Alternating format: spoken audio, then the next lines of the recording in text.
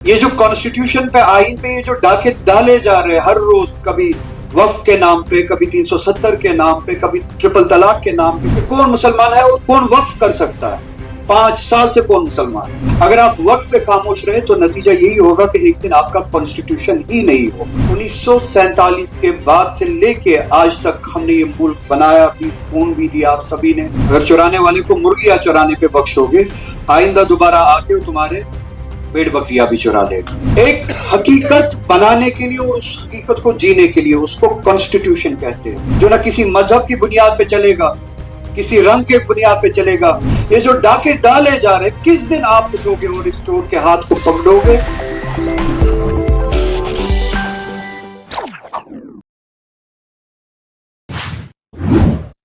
اور فارسی میں ایک کہاوت ہے کہ اگر روبر برای دزدیدن مرغ ببخشی، گوسفند شما را هم خواهد برد۔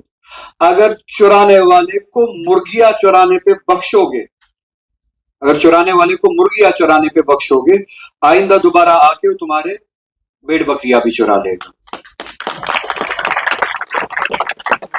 اب یہ آپ کو فیصلہ کرنا کہ چوری کے کس مرحلے پہ آپ کو روکنا ہے ان طاقتوں کو۔ یہ جو کانسٹیٹیوشن پہ آئین پہ یہ جو ڈاکے ڈالے جا رہے ہیں ہر روز، کبھی وقف کے نام پہ، کبھی 370 کے نام پہ، کبھی ٹرپل طلاق کے نام پہ، کسی اور نام پہ، یہ جو ڈاکے ڈالے جا رہے، کس دن آپ اٹھو گے اور اس چور کے ہاتھ کو پکڑو گے اور یہ چوریاں روکو؟ اگر آپ مرغی چرانے والے کی مرغی چرانے پہ اسے بخشو گے، آپ جان لیجیے آپ کا سارا مال لوٹا جائے گا۔ اگر آپ وقت پہ خاموش رہے تو نتیجہ یہی ہوگا کہ ایک دن آپ کا کانسٹیٹیوشن ہی نہیں ہوگا، آئین ہی نہیں ہوگا۔ آپ 370 پہ خاموش رہے، بات وقت تک آپ پہنچی۔ اس طرح کی کتنی سی مثال ہے۔ اور ہم جیسوں کے لیے آپ سبھی کا کیا جواب؟ ہم نے 1947 میں ایک فیصلہ کیا، میں مسلمانوں سے نہیں، باقی اپنے سبھی دوستوں سے جو مسلمان نہیں ہے مگر پھر بھی خداوند تعالیٰ کے مخلوق ہے، اسی ایک بنانے والے کے مخلوق ہے، چاہے ہندو ہو چاہے سکھ ہو، ہم سبھی کے بھائی ہیں، ہمارے وجود کا حصہ ہے۔ میرا سوال ان سے ہے، ہم نے 1947 میں ایک فیصلہ لیا، کوئی آسان فیصلہ نہیں لیا۔ یہ جو یہاں پہ بیٹھے ہیں جنہیں مسلمان کہا جاتا ہے، انہوں نے 1947 میں 2 نیشن تھیوری کو ریجیکٹ کیا، اس وعدے پہ کہ جس تھیوری کو ہم ریجیکٹ کرتے ہیں اس کو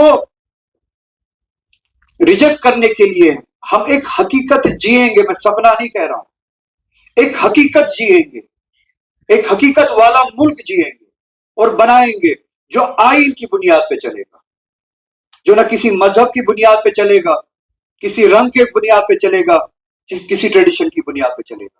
وہ چلے گا اور صرف چلے گا آئین کی بنیاد پہ، اور اس ملک میں آئین کی بالادستی ہوگی، ہر کسی کے لیے ایکویلٹی ہوگی، برابری ہوگی۔ اور جب 1947 کے بعد سے لے کے آج تک ہم نے یہ ملک بنایا بھی، خون بھی دیا آپ سبھی نے، ہم سبھی نے، جیسے کہ وہ کہہ کے گیا، سبھی کا خون شامل ہے یہاں کی مٹی میں، کسی کے کا ہندوستان تھوڑی ہے۔ اب وہ میں اس لفظ کا استعمال تھوڑی کروں گا۔ یہ بالکل اپنا اپنا انداز، اپنا اپنا طریقہ، تو ہم سبھی کا خون ہے اس یہاں کی مٹی میں شامل۔ 1947 میں بھی دیا، آج تک دیا، 2000 میں میرے باپ نے دیا، نومبر 2000۔ اچھا، میں نے یہ بات کہی نہیں ہے، آج کہتا ہوں۔ 1992 کے دنگے میں جو دنگے ہوئے، ایک عجیب سی مثال ہے میرے گھر میں، جہاں سے میں یہ سیکھ کے آتا ہوں کہ ہندوستان کیا ہے یا انسانیت کیا ہے۔ عجیب سی مثال ہے، 1992 کے دنگوں میں جب بامبے میں دنگے ہوئے، نام لیتا ہوں، آپ سرچ کر لیجیے گا، ریکارڈز میں ہوگا، تفضل حسین خان نام کا ایک بندہ قتل کیا گیا، چھرا مارا گیا، آئے ایکسٹریمسٹ تھے جس بھی مذہب سے۔ میری والدہ کے والد ہے، میرے نانا، تو میں یہ کہہ سکتا ہوں کہ ہر کسی ایکسٹریمسٹ نے کبھی 1992 میں وہاں چھرا گوپ کے خون لیا ہے اس ملک کے لیے. اگر میں اپنی والدہ کو بیچ میں رکھوں، ایک ایسی ذات جس کے والد کو، باپ کو ہندو ایکسٹریمسٹ نے مارا، اور جس کے شوہر کو مسلمان ایکسٹریمسٹ نے مارا. اس طرح کی ہزاروں مثالیں ہوں گی اس ملک. 1947 سے لے کے ابھی تک، چاہے وہ ہندو ہو، چاہے وہ مسلم ہو، سکھ ہو، عیسائی ہو، ہر کسی نے خون دیا ہے ایک حقیقت بنانے کے لیے اور اس حقیقت کو جینے کے لیے. اس کو کانسٹیٹیوشن کہتے ہیں. کانسٹیٹیوشن پہ مبنی India, idea of India, equal for all, secular India. Secular بہت چھوٹا ورڈ ہے. پلیولر انڈیا، ڈائیورس انڈیا، جہاں پہ ایکویلٹی ہے. اور جب یہ، میں اب 2 منٹ میں مکمل کروں گا، جب یہ حملہ ہوا یہ اس ایکویلٹی پہ ہوا. آرٹیکل 14 آپ کو کہتا ہے ایکویلٹی بفور لا. امرناتھ شرائن بورڈ ہماری ریاست میں، میں اس شرائن بورڈ کا ممبر نہیں بن سکتا ہوں کیونکہ میں مسلمان ہوں، مگر کوئی بھی غیر مسلمان زبردستی ایک مسلم وقف کا ممبر بنایا جا سکتا ہے، بورڈ آف ڈائریکٹرز میں بٹھایا جا سکتا ہے. اس کو انیکوالٹی کہتے ہیں. میں یہ تعین نہیں کروں گا، میں اس کا تعین نہیں کروں گا کہ کون مسلمان ہے کون مسلمان نہیں ہے، مگر کوئی بیٹھ کے کسی دفتر میں اس کا تعین کرے گا کہ کون مسلمان ہے اور کون وقف کر سکتا ہے. 5 سال سے کون مسلمان، یہ کون بتائے گا؟ اسلام کہتا نماز پڑھنا اسلام میں ضروری ہے. کفر عملی ہے اس نماز کو ترک کرنا، کفر ایمانی نہیں ہے. مگر بے نمازی بھی پھر بھی مسلمان.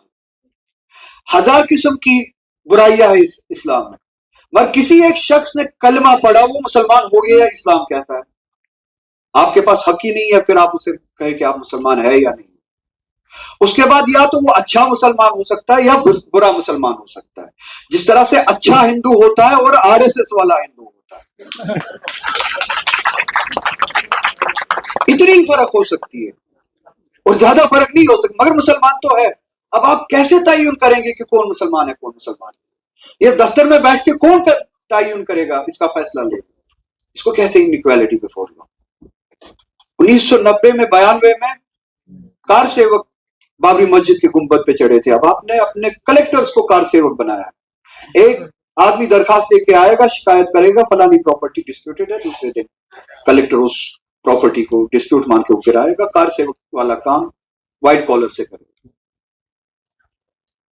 میرے پاس وقت زیادہ نہیں ہے، میں ایک بار ان کو پھر سے گنجائش نہیں دوں گا کہ میری طرف اشارہ کرے، اس سے پہلے ہی ختم کروں گا. سوال یہ ہے، وقف کا سوال نہیں ہے. وقف کے بارے میں وہی اس نے بھی کہا کہ یہ اللہ کا مال ہے، وہ خود حفاظت کرے گا. اور اللہ تعالیٰ نے ابابیل بھیجے اور میں نے دیکھے پارلیمنٹ میں اور پارلیمنٹ سے باہر بھی بہت سارے ابابیل. ان کا نام سنگھ بھی ہوگا، یادو بھی ہوگا، ترپاٹی بھی ہوگا. مگر ہم سبھی کی ذمہ داری ہے، جیسے اس نے کہا ہم میرے مال کے بارے میں بات کریں گے، میرے 200 اونٹ ہے تمہارے لشکری کے بارے میں. اس مغرور حاکم سے ہم اپنے مال کے بارے میں بات کریں جس کو کانسٹیٹیوشن آف انڈیا کہتے ہیں، جس کو بچانے کی ہم سب کو ضرورت ہے. بہت بہت شکریہ.